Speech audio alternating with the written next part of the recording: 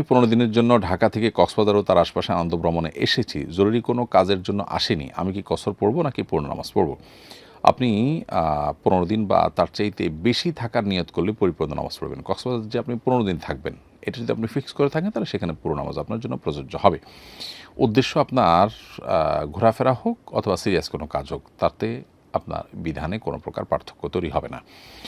আর যদি 15 দিনের কম থাকা হয় তাহলে সেক্ষেত্রে আপনার কসরের নামাজ আপনার জন্য প্রযোজ্য হবে। আর যদি এমন হয় যে কক্সবাজারে পুরোপুরি 15 দিন থাকবেন না, আপনি এখানে কিছুদিন থাকবেন, কিছুদিন হয়তো এই শহর থেকে বাইরে অন্য জায়গাও গিয়েও থাকবেন কিছুদিন, তাহলে সেক্ষেত্রে আপনি এই ২ জায়গায় ২ সময় থাকার কারণে আপনার মুসাফির হিসাবে গণ্য হবেন আপনি।